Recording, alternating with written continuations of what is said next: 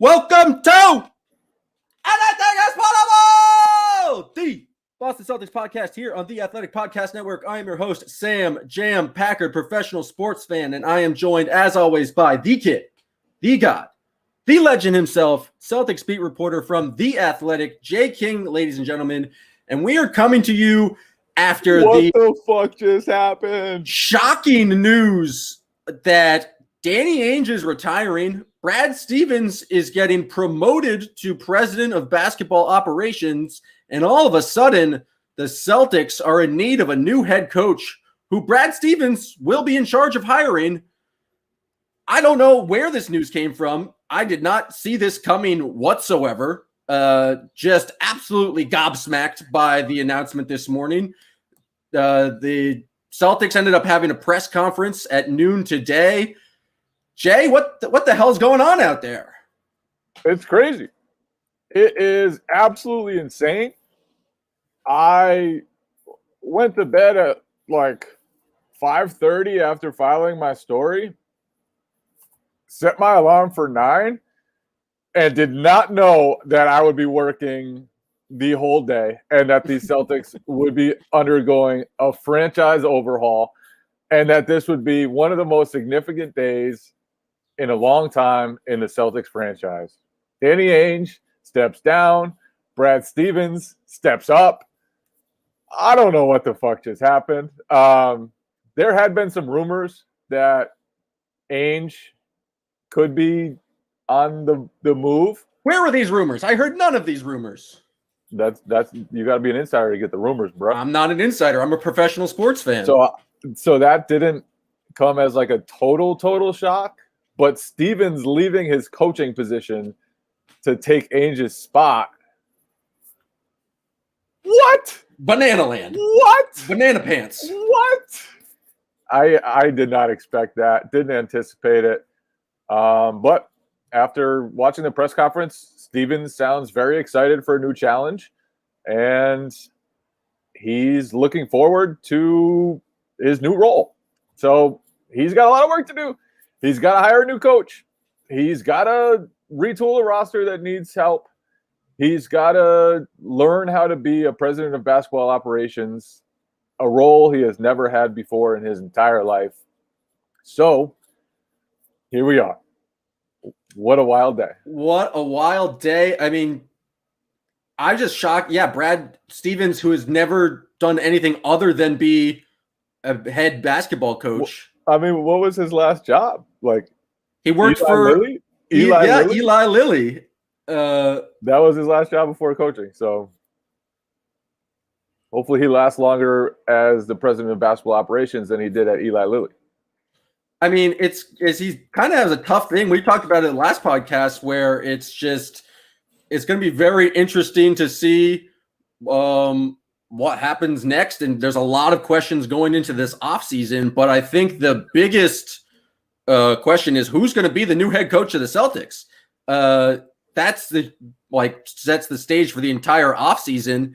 And we've seen some names floated out there. But before we get to specific names, I think what's your reaction to the Celtics changing coaches? I think Brad has been here for 8 seasons. I would say, I mean, I'm obviously quite biased, but I would say that he has been very successful. 7 playoffs, made the second round 4 times, Eastern Conference Finals 3 times. Just been a very good coach, but then you also have had his struggles where there's been critiques of his offense. And I don't know, people saying he lost the locker room this year. I don't really believe that. But just your reaction to Brad no longer being the coach of this team. Is it a positive? Is it a negative? What's going on here? I mean, the Celtics lost a very good GM and a very good coach on the same day. Say what you want about this past season. Say what you want about Ainge's decisions over the last few years and some of the, talent departures that the Celtics have had. But Ainge had a very long run of success. Even with some of the recent failures, he set the Celtics up with Tatum and Brown and chances to build out a core around those guys.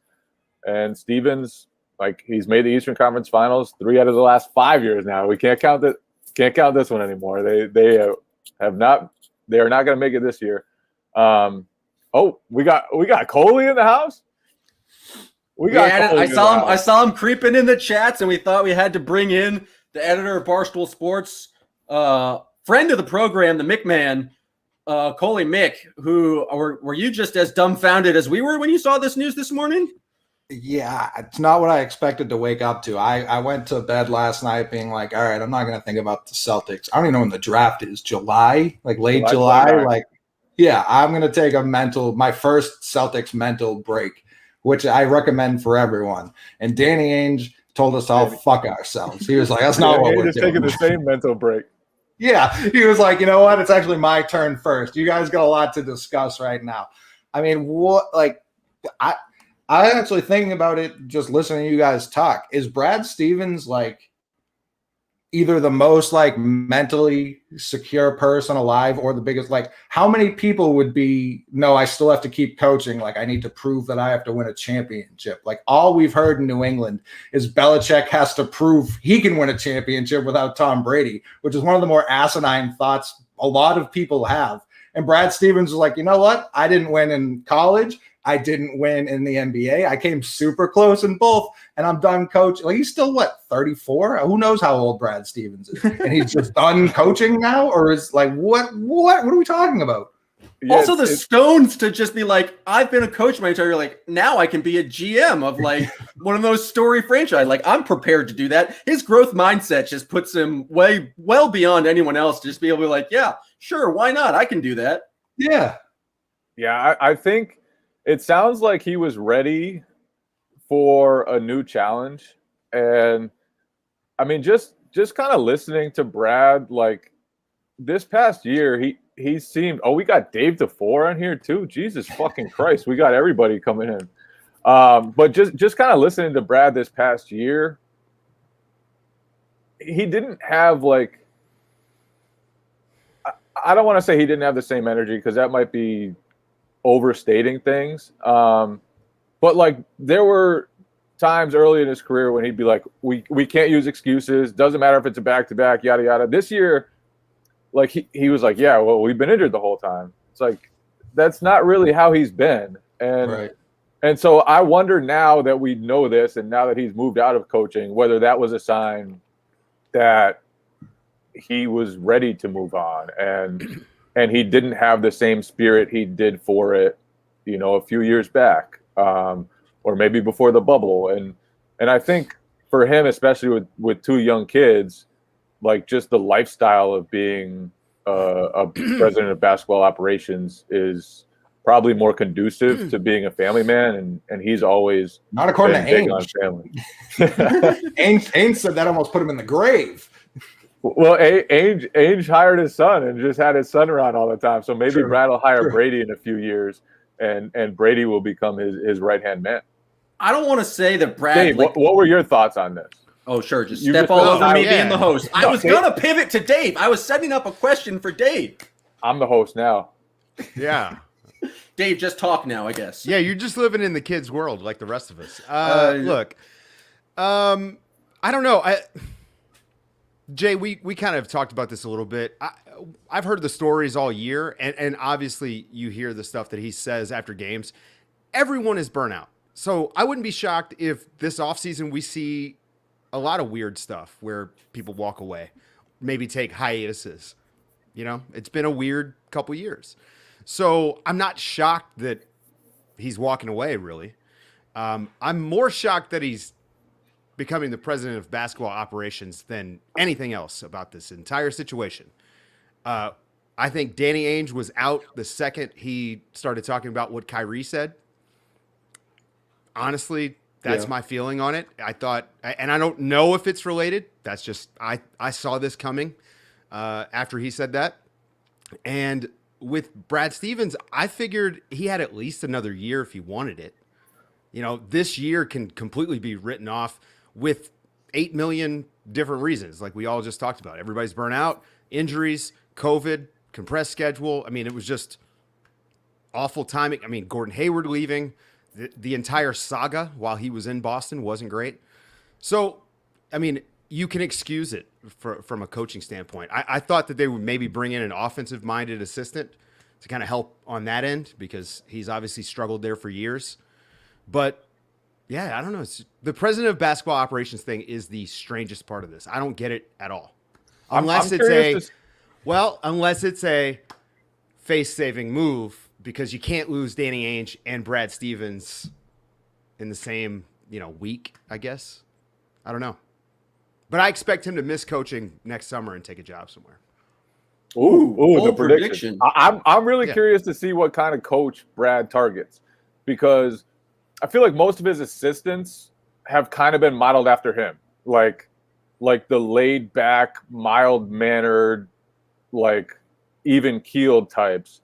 And I kind of feel like this Celtics team needs more of a hard ass just because some of their best players are kind of laid back themselves. Such a typical Boston media response. We need a guy to scream at him. We need a guy to fire him up. Tom Thibodeau. Jim Boylan. But you just need someone to balance out the more laid back energy of some of their better players. And it's not like you need someone who's going to be screaming and yelling and being an idiot. Jim Boylan. Jeff Van Gundy. Let's get Jeff Van Gundy in here. But get Mark Jackson too. Someone who's like you could have like someone who's just really enthusiastic. Like Mike Malone is like he's not going to be screaming and yelling all the time, but he's kind of like got that edge to him. You know what I mean? Yeah, but he doesn't know how to call a fucking timeout when he's up 3 multiple times in a key play. Neither does Brad. Brad has been critiqued for his timeouts as well. The thing I'm thinking is that I think it can be a positive for the Celtics because Brad Stevens talked after his press conference yesterday talking about how the team didn't really respond when they were out some players this year. And that's something that some Brad Stevens teams of the past have done. They've been just able to play hard. And I don't know if I hate the phrase lost the locker room. I don't think the guys were trying any less hard. But I think there is value in being coached by someone else and getting a different perspective. I think Stevens or Tatum and Jaylen Brown talked about how useful it was just to have Pop coach them during Team USA. If you look at it the past 30 years of the league, a lot of the superstars have not won with their first coach. There is value into kind of bringing in another guy, having a new voice in there. And so I don't know who that new guy is, but I do think it's maybe Tatum and Brown have reached their or this team currently constructed has reached their ceiling of where they could go with Brad. And they need that new perspective, that new guy to kind of move them forward. So I think there is a point of just excitement. And Dave, you've been calling him basic Brad for years now. Maybe you bring in someone who knows how to do offensive stuff. Maybe it can be a positive thing for the Celtics just to unlock something where they've reached the limit with Brad Stevens. And now there's a possibility of a new coach. Yeah, I mean, whoever it is will have to have some equity. If it's a first-time head coach, it's going to be like a Sam Cassell. Wild take from Andrew Barnes. Coach Boylan would be a great fit. No way. Sense knowledgeable enough to get them over the hump. Yeah, no. But Sam Cassell is the first guy that comes to mind with me. Been a lead assistant for a long time. Obviously played in the league. Guy's been ready to be a head coach from anyone you talk to. Invented the big nut stance. Yeah, right. I mean, his most he'd have to teach it to Tatum to the game. If Tatum was walking around just celebrating with his nuts, that would be just fantastic. You phrased that so weird. I think he did. He really did. He threw me off. I think as I said it, I was like, "Oh man, that didn't come out well." I think the big thing though is going to be they're going to be patient. Look, Terry Stotts might be out in Portland. That's a guy that I would watch. Who's got a ton of equity and experience and would probably give them a bit of a boost, I think, from a coaching standpoint. So I think they'll wait and see how things shake out. They're going to hit up all these assistants that we've talked about. Darvin Ham probably gets an interview, the usual suspects. Who's Darvin Ham and why is he a usual suspect? Sorry. I don't know who that is. Sorry. He's Darvin a dunker from the early 2000s. Yeah, so Darvin Ham, he's an assistant coach with the Milwaukee Bucks, and he's on that list of guys that's next, right? Like Vanderpool, and again, the names that you hear in coaching interview circles. Ime Udoka will probably be on the list, I would guess. It would be an outside the box hire that I haven't seen his name mentioned yet, and I haven't heard from any source. So this is just me saying this. Juwan Howard. Well, you know what's funny? I was going to say Juwan Howard. I actually talked to a friend of mine that's a former scout, and he said, listen, I don't have anything on this, but I think Juwan might be looking. So, I mean, that would be an interesting guy. Again, another guy with equity. You know, he played. Does he have NBA like coaching equity though? Like he said, he's Juwan Howard. I'm aware that he's Juwan Howard, but he's had how many years at Michigan coaching? He coached those early 2010s Heat teams. That's right. Yeah. Like he's just been a badass for a long time. Yeah, Juwan Howard. Look, Juwan Howard could walk into any locker room and have equity. Any. And he did a great job with Michigan. Yeah. Like I don't think that's were a really well coached. It's a similar reason why I'm looking at like Jerry Stackhouse, because I do feel like he was great at 905 with Toronto. He coached one of our players already. Got to keep Aaron Neesmith happy. If someone listen, he needs to play more, and that's something I'm looking forward to.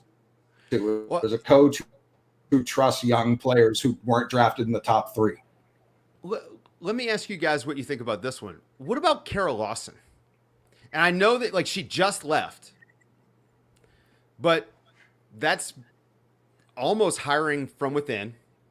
She just ran a program, got that head coaching experience.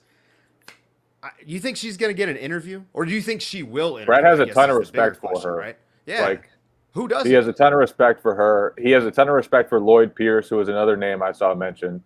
Obviously, Pierce, the end of Pierce's tenure in Atlanta did not go well, and the team has been much better since he left. It's because Trae Young's a villain and has hate in his heart and couldn't deal with the positivity of Lloyd Pierce. Yeah, I'm not sure that's the case. Tell me I'm wrong. I mean, but I don't know about the villain part, but I do know like Lloyd Pierce overly positive, and honestly, I think he'd be great in Boston. But I don't know if that guy has enough equity to be the head coach of the Celtics, right?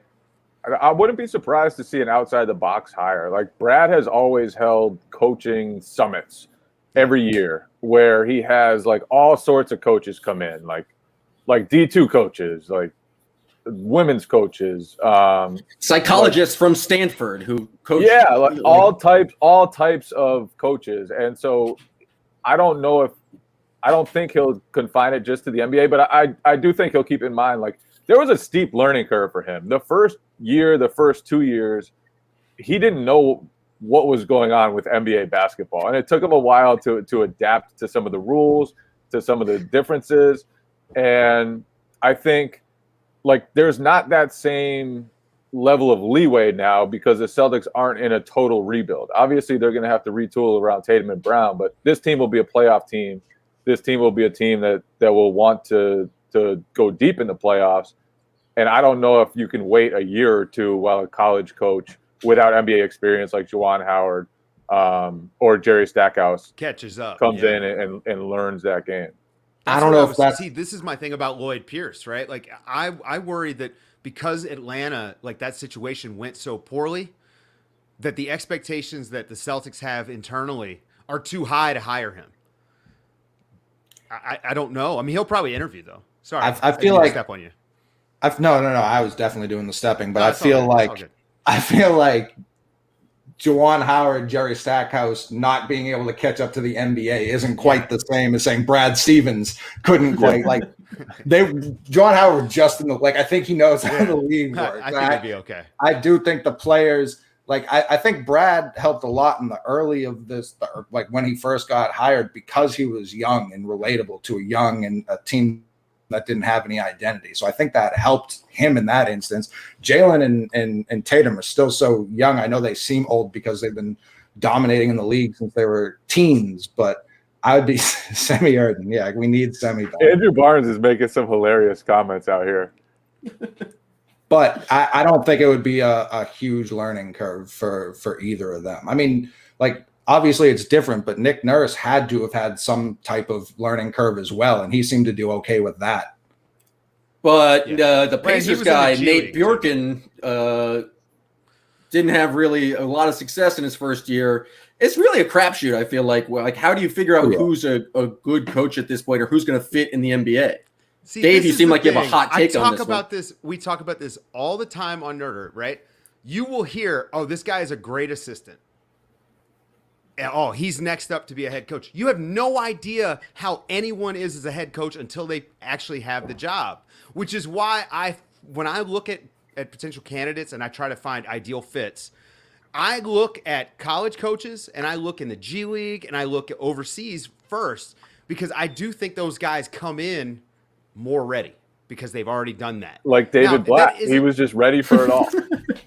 I mean, hold on. What was that team's record when he got fired, right? They were pretty good. They were pretty good. Man, he was so funny. Whenever that was a bad situation. Whenever someone would call him a rookie coach, he'd be like, "I'm no rookie. Like I won championships." And it's like, come on, man. Just tone it down. Like, you're a rookie in the NBA. You don't have to just peacock around strutting your fucking Israel League ring. Well, like I mentioned Dawn Staley as a potential NBA head coach a lot. Because when you have that kind of success, at a program that she literally built, I think that translates, because a head coach is not like, you're not necessarily just a basketball coach. You're a relationship manager. You're a psychologist. You're like a team psychologist. Well, you're a CEO, because you have to delegate responsibility amongst your coaches. Like, I'm sorry, Greg Popovich isn't out there putting these guys through dribbling drills and rebounding for them, right? It's big picture. He's not even probably drawing up, like plays when they're running practice and stuff. He doesn't even watch tape on opponents until like late in the season. Well, yeah, we all know that. Why would you? It's NASCAR to Formula One. You don't have to do a lot of training to go in a circle. And not to say that NASCAR isn't difficult, but it's not. It's just sport. Left turns. But yeah, so anyway, I think that having someone that has the experience of running a program. Now, Sam Cassell, though, I think being like the way he's been used as an assistant is more like a co-head coach. And you could see him sliding right in and having no problem keeping him rolling. The thing that's fascinating to me about, we're talking about, like, we have no idea what's going to happen when, like, you have someone who hasn't run the show before come in. What's Brad Stevens going to be like as a GM? He's never done that before. He'll be really good. But, like, because first of all, he's really smart about basketball. And second of all, like, his best trait is being able to relate to people. Like, everyone likes Brad Stevens. There is not a single person who doesn't like Brad Stevens. There have been players who haven't loved playing for him. But like, even those players very much like him as a person. And so I think the role will be really good for him. I think, like, Danny Ainge, when he stepped in, he had no experience running a franchise either. He had coached for a little while. He had been a player. And I just think Brad has a unique ability to relate to a lot of different types of people. But is he too nice? Like, how much does he value Marcus Smart in his heart? At some point, there might, like, I don't want them to personally trade Marcus Smart, but there's, like, if we talked about it last episode, Jay, like, if there's going to be a rebuild, maybe you need to trade Marcus Smart. Danny Ainge was a callous dick. Danny Ainge traded Isaiah Thomas after his hip injury and did it without thinking. Is Brad Stevens going to be able to be, like, make the cold, calculated, like, business decisions that Danny Ainge does? Just because he seems like such an affable guy who literally has built-in and strong relationships with these players already. Yeah, he will. Because Brad knows it's just business. And you can still keep your relationships with people after trading them or moving on from them. Like, he's still close with Isaiah Thomas. When Isaiah signed his 10-day contract, like, Brad hit him up. And yeah, but is Danny close with Isaiah Thomas? Because Brad didn't have to do there was a period they weren't, but I think Isaiah's forgiven him now. But yeah, Brad will be able to do all that stuff. I'm curious to see what he thinks the team needs, because I know what I think the team needs. Jeff Teague, baby. Good basketball. Well, yeah, that was clearly a Brad signing, by the for way. Jeff Teague last offseason. So, well, that was the thing that was interesting that came out in the Wick. Grossbeck said that Brad's been there making all these personnel decisions with Danny for pretty much, it sounded like this year. Like, Danny Ainge made the decision to leave a couple months ago. It feels like Brad definitely signed on to the Fournier trade. How much of a bringing in Tristan Thompson and Jeff Teague, two not good moves, how much of that was Brad decision-making and how much of that was Danny Ainge? I don't want to lump Tristan in with Teague. That doesn't seem fair. Yeah, I know. Tristan's worse than Teague. yeah, that's what I was angling at. Neither of them can cover James Harden. I think we figured that out this series. I don't know. I would imagine, I hope Brad knows what this team needs, but like I said earlier, I think there were points where he also leaned on the wrong guys and didn't trust certain guys. So I would love to hear Brad's, like the Carolina Panthers just released one of their draft room, like war room videos yesterday. I cannot wait to see like Brad on the phone, like trying to trade with people. Like I can't imagine how that's even going to, he's going to have a different relationship with you and the media moving forward. Like how Danny could talk to the media versus how Brad could on a day-to-day was very different. So Brad now is going to, like, is Brad going to be leaking stuff to the media? Like, man, I sure hope so. I almost got hard. Like, what's it going to be like? I assume he'll still keep it close to the vest. But yeah, he's going to have to figure out a strategy there, because his strategy has always been like, don't tell anyone anything. Right. His strategy has been, I'm not going to ask about injuries so I don't have to lie to the media, because I can actually have deniability. When you're the GM, you can't do that. You can't. I want him to go full previous Celtics front office and just leak that they offered 9 first-round picks for Bradley Beal, and it just didn't work out. We came so close.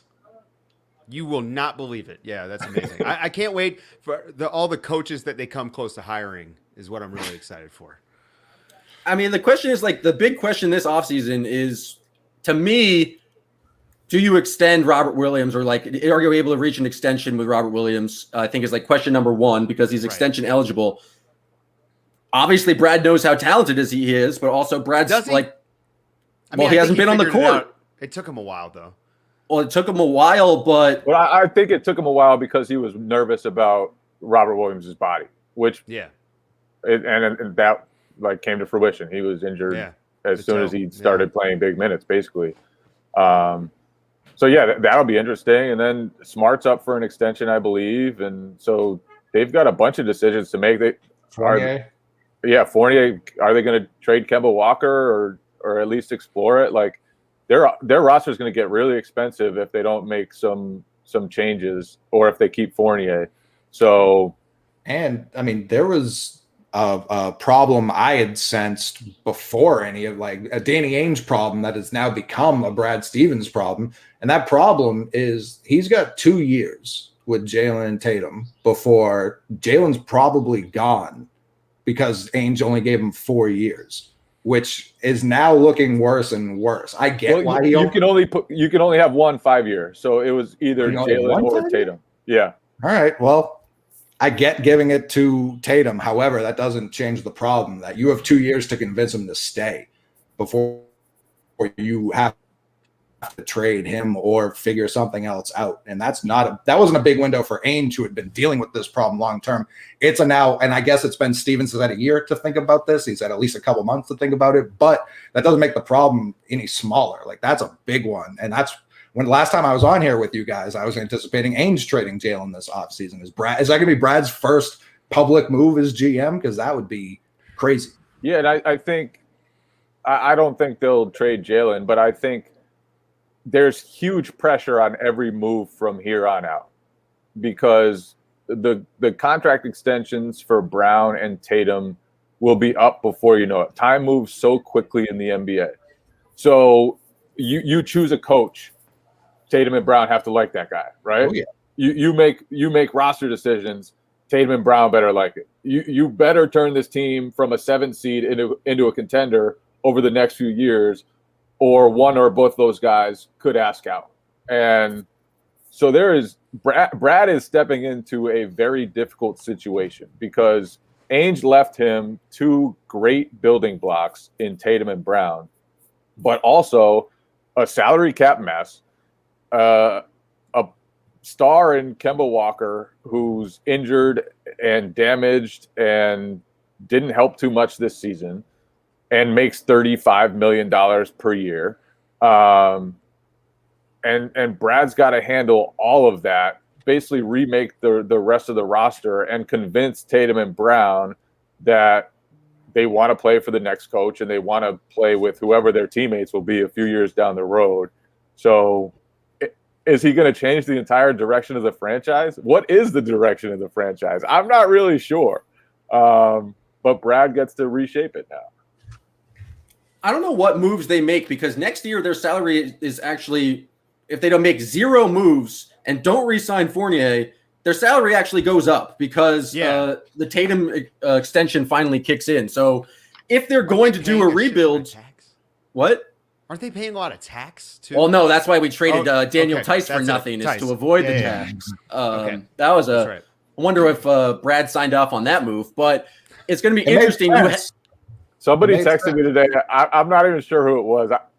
I think everyone I've ever met reached out to me today, like, what the fuck is going on? But someone texted me today saying that Brad was so mad about the Tice trade that he staged a coup. Went for the throne. Which I appreciated that text, whoever it was.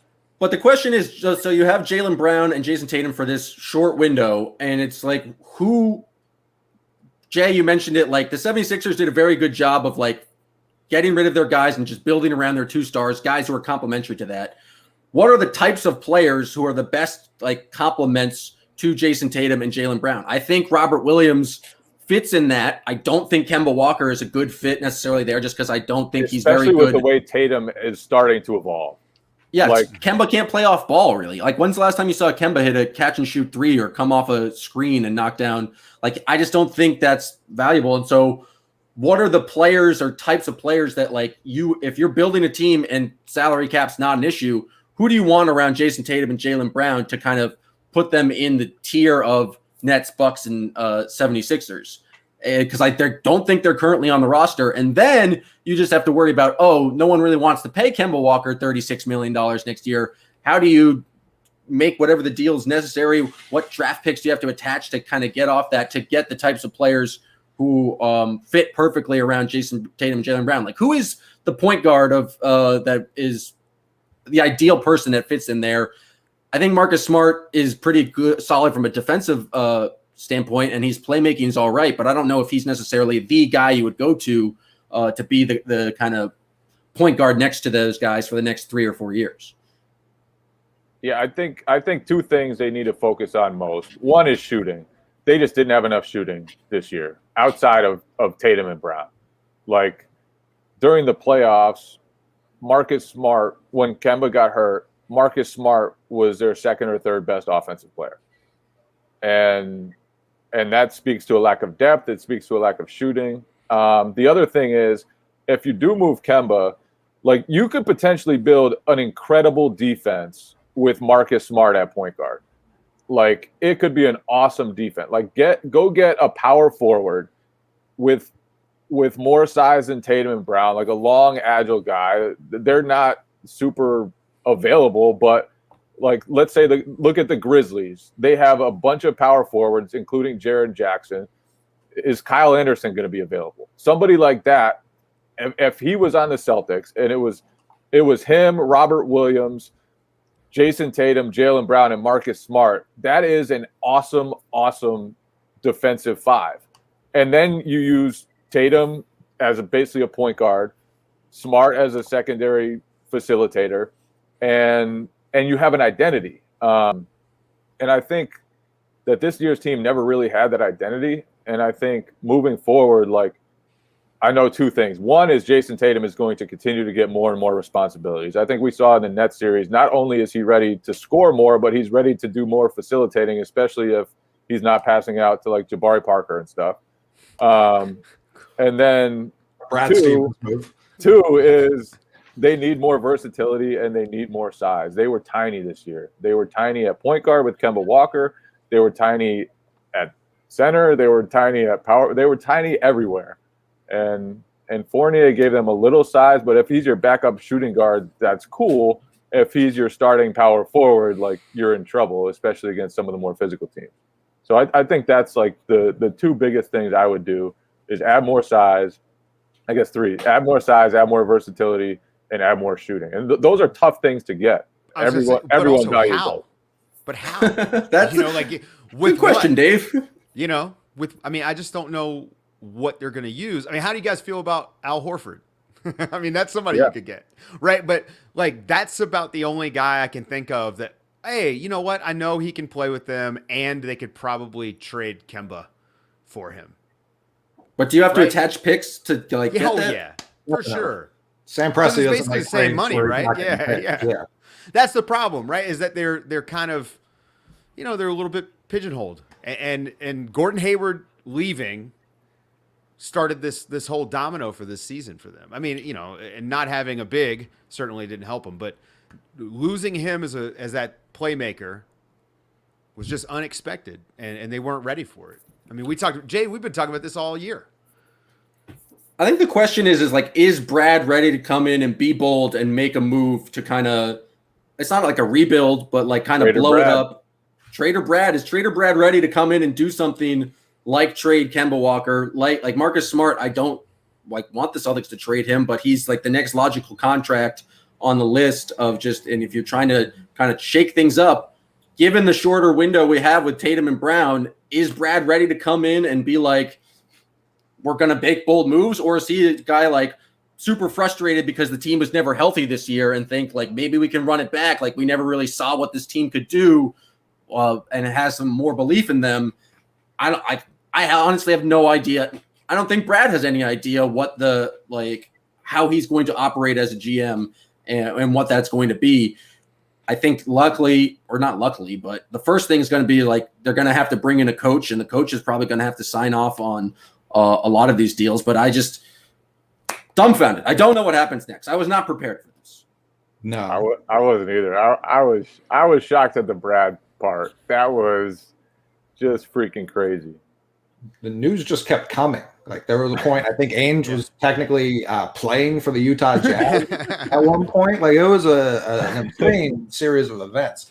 But like what's weird about Kemba is Kemba would almost be perfect for this team if you could erase his contract and he was like your sixth man, because all season you heard like they need someone who can come off the bench, initiate the offense, and get points. Like, well, that's Kemba, but you can't put a guy making 35 as your sixth man. Like it just doesn't. That's where that equation completely falls apart. I do think Kemba's demise is a little bit overblown too. Like I looked up amount of players who were taking, I think it was 8 or 9 threes a game, averaging 19 and hitting over 35% of them the last 2 years. It's like him, Dame, and like 4 other people. Like he still can contribute offensively, but there is this weird square peg round hole fit with him on the offense that can't be. You're right. He can't catch and shoot when he doesn't have the ball in his hands, but it's not like there's no way for him to fit with this team. I just don't think you can have someone in Boston making 35 coming off the bench. That just won't sit well with people.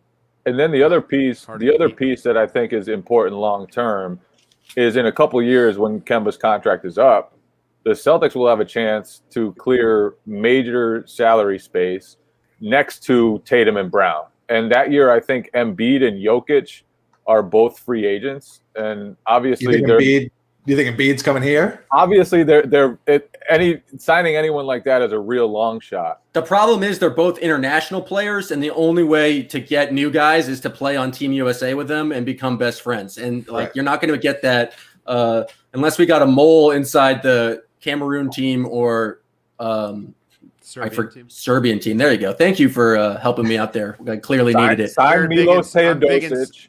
Yeah, big in Serbia. Sign Milos Teodosic, pay for his carton of cigarettes a week. Hang on. Now look, you could also trade for Micic, who I think Oklahoma City has his rights. Maybe you there you go. And he was just a EuroLeague MVP, ready to play. Yeah, but even though that guy would work great with Tatum and Jalen. I mean, he's probably not a starter in the NBA, but Yeah. But even though something like that is a real long shot, I think the opportunity to potentially, create cap flexibility and then have the draw of Tatum and Brown as they begin to enter their primes, like that is going to be a big draw for anybody available, whether it's a star who wants out of his current situation in a trade or a free agent like that. So, but are they patient enough to wait till the 2023 season to just not we'll just keep running back this team? I don't think they have to. I think that they do have options here to get some just high quality adult role players into a few spots. I mean, you can get a really serviceable starting center. Like Alex Len would be an improvement, I think, over the course of an 82 game season. I still think Rob Williams is your high ceiling guy, but Alex Len could start and you'd have a better center rotation immediately. So like there are ways to, I know it's weird, but it would be an improvement over Tristan Thompson. For right now, for sure. Oh no, don't get me wrong. Anything's an improvement over Tristan Thompson. Jay's making a face, and I'm like, oh, am I saying something controversial? I'm equally skeptical of Alex Len, but no. He's not good, but he can go start 82 games, right? Well, the Celtics he could. For the Celtics he could. If Robert Williams exists, he should start. He's consistent. Oh, no, I'm with you. But you could find guys on the scrap heap, right? Like there are young guys even that are probably available.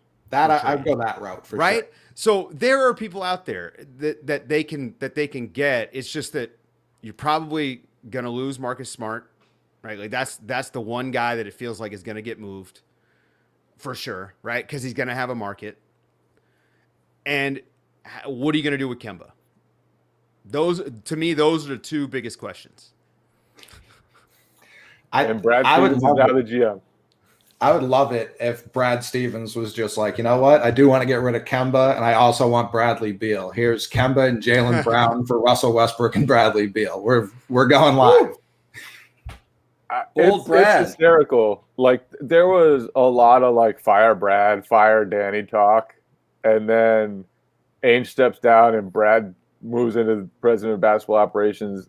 I don't know how happy people are about Brad moving into the GM role, but my mentions are going to be hopefully a more peaceful place for a little while now that nobody can call for those guys to get fired anymore. I hope it drastically lowers expectations. It feels like the Celtics had wild expectations this year because they made the Eastern Conference Finals, and then everyone just ignored the fact that they didn't have Gordon Hayward anymore, and then were confused and furious when they didn't play well, especially when most of their guys, like they never had a thing. And the year before that, when they did make the Eastern Conference Final, they had just lost Horford, they lost Kyrie, like expectations were low, and everyone was pleasantly surprised when they made the run. So, like, let's just bring expectations down a little bit, and everyone's going to have a lot more. And Brad tried to do that this past season. Brad, from the very beginning of the season, was like, tone it down, motherfuckers, in his own way, of course. Tone it down, motherfuckers. We are going to be very average. We are not confident enough. We are injured. We are not what you guys think we are. And even before the season started, he said, you know, this is going to take a while to figure out. We're not where we need to be. And his messaging was very consistent the whole way through. Basically, we're not good enough. We don't have the pieces needed to be as good as you think we are. We are not going to get to the level you guys think we're at. And now he's in charge. Now he's in charge of revamping the roster. So he said he has a lot of work to do, and I think he is very well aware that the roster needs serious upgrades in a number of places. And speaking, since Gordon Hayward was brought up, I'd be remiss if I didn't blame all of this on him, because that's truly what the problem has always been. It this like rotten seed. Everyone thinks it's the Isaiah thing. This rotten seed was when Utah came to Boston and Jay Crowder was yelling at his own fans because we were openly cheering for Gordon Hayward before his free agency. That's where this rotten seed came from. And then I tweeted it out earlier. Danny Ainge had an all-time 13-month run where he drafted Jaylen Brown, was widely criticized for it by his own fans immediately. Fans booed. They booed. He drafted Jaylen a week later. He signs Al Horford. The first came close to signing Kevin Durant, didn't quite. The next offseason, exactly, and Tom Brady. The next offseason, he trades in the division, the number one pick, to go back down to 3 because he knew how incompetent the Lakers were. And he gets Jason Tatum. A week later, he does, in fact, sign Gordon Hayward. That signing doesn't become official until 2 months later when he trades for Kyrie Irving and they have a joint press conference. In 13 months, brand new starting five. He ships out Avery Bradley, turns over 13 to 15. Every other GM in the world, in the history of the NBA, would kill a close relative to have a successful 13 months as Danny Ainge did, and it lasted for 5 minutes. And Gordon Hayward caught an errant lob pass from Kyrie Irving. And that was it. We had a 5-minute window. I don't care that we made the Eastern Conference Finals that year. We scored 60 points in Game 7. That wasn't Danny Ainge's fault. Then he gets a little too greedy. He keeps too many people. The bench is too deep. Terry Rozier doesn't get enough minutes. He gets furious. No one's getting enough. Jaylen Brown's minutes go down after he had helped carry that team to Game 7. They go down before he could take his step forward the year after. It was so strange. To Al Horford leaves. Like, no one saw Al Horford leaving coming. I'll never understand. And then the last thing Gordon Hayward did that truly pissed me off is he took up our time. He pushed back his extension. He took up our time, and we lost out on Christian Wood because of that. I truly believe that. The missing piece, the piece that could have helped this year and beyond, the power forward, the size we need, the shooting off ball we need, and Christian Wood, who signed well below market value, happens while we're trying to figure out if we're trading him for Miles Turner, where he's going. And then he just kind of signs with the Hornets, and the Hornets give us a trade exception for really no reason at all. So, yeah, thank you, Gordon Hayward, for this miserable 4 years.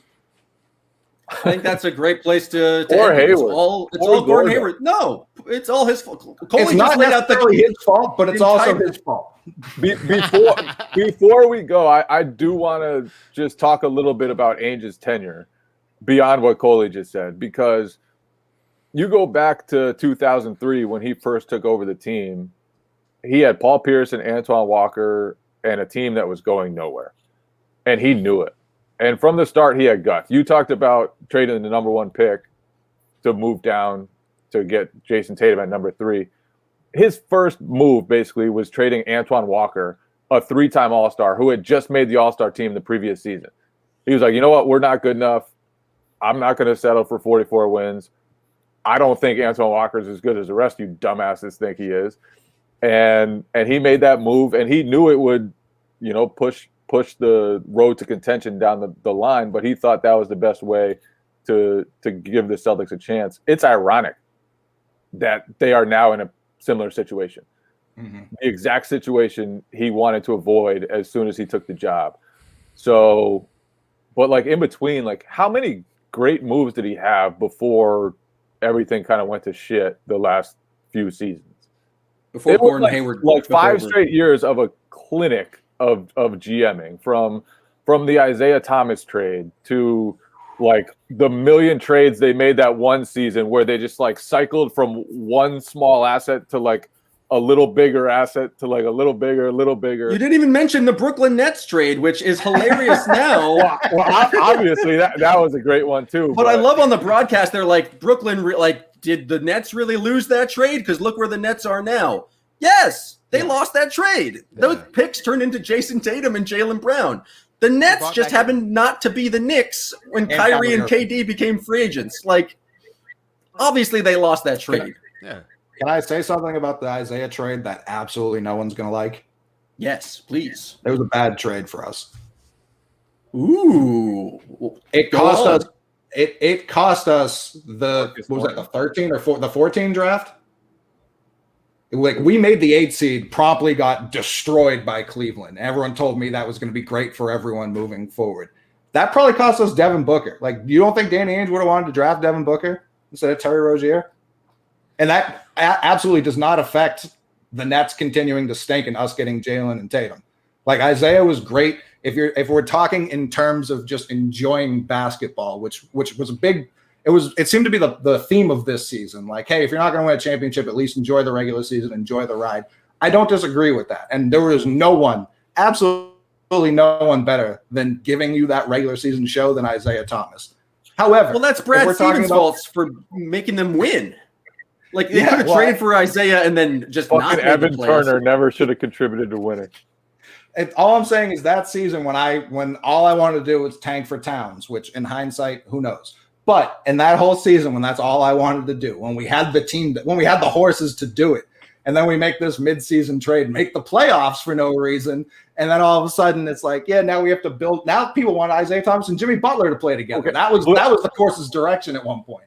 Flip side, if they don't, and obviously none of it really worked out, but if they don't sign Isaiah Thomas and make the playoffs, they don't get Al Horford. They don't get Gordon Hayward. Like, Do you know that? Isaiah made all of that possible. And obviously none of that stuff worked out. Isaiah was also traded for Kyrie Irving. They were able to assemble what could have been a championship contending team because of that trade. And if Isaiah had stayed healthy, if Kyrie had stayed functional, if Hayward had stayed upright, then and Anthony Davis didn't completely hate the entire city of Boston and the Why entire did they hate him? franchise. Because of the Isaiah trade. Because the Isaiah It all trade. comes back to the Coley theory. But Ainge even said when he traded for Isaiah, we could have done this in the summer. Maybe someone else might have traded for him now, so we felt like we might as well get this bird in the hand. If he just calls everyone's bluff, was Phoenix really going to trade their like third, four-string point guard? Of course not. It's like, could we have just waited that summer, had Booker and Isaiah for that next year? Not even necessarily Booker, but everyone's favorite Miles Turner now, someone like that. Like, who knows? All I'm saying is, if we're truly judging, They would have probably drafted whoever was like the 28th pick that year. They would have drafted Terry Rozier no matter what. Terry. Right. Yeah, It was still Terry Terry. Rozier. They would have taken him with the 8th pick. There's one name on the whiteboard. But if we listen, if we what. take him 8, there's no chance we're trading him for Kemba because we believe him more. So even in that situation, it's still a better workout. It works out better. So Danny Ainge, Nets trade, but traded for Isaiah. Generally positive or generally a good thing, a bad thing? Who knows? It's not up for us to make that determination. Well, I guess it is. We're all talking heads on the podcast about basketball. I loved Ainge. I always felt comfortable going into an offseason, going into a trade deadline that at least we wouldn't get our pants pulled down, even if it was a flick. I trusted Ainge's vision. Like the process that he put onto his draft strategy is what got us Jaylen Brown. It's what got us Jason Tatum. Like there were misses before that. Jeff Green was a miss that led to Jason Tatum. So that's the kind of stuff that I always appreciate with Danny Ainge. I hope that Brad has moving forward. All right. I think we've done it. What a day. What a motherfucking day. Just constantly just trying to step on me, Jay, now that we have guests, like trying to be the big man, trying to be the host. I was just trying to give a nice little Denzel training day quote. I thought that would be a nice touch. But did anyone else get that was a training day quote? Nope. No, I missed it. King Kong ain't got shit on me. Well, that one's That the one obvious one. But Yeah, that one I already got. But thank you, Dave Dufour from The Athletic, for joining us. Coley Mick from Barstool Sports for breaking it down. Just what was a wild day for in Celtics land. It certainly has made this offseason a lot more interesting for Jay and I talking about it here on Anything is Potable. Thank you to the YouTube's people out there watching us. Thanks for everyone who subscribes to the show and gives us 5 stars. And thanks everyone for listening. I just have a question for you guys. When Gordon Wood drastically underestimated the impact of social distinctions predicated upon wealth, especially inherited wealth, was that potable? No. Anything. Anything is potable!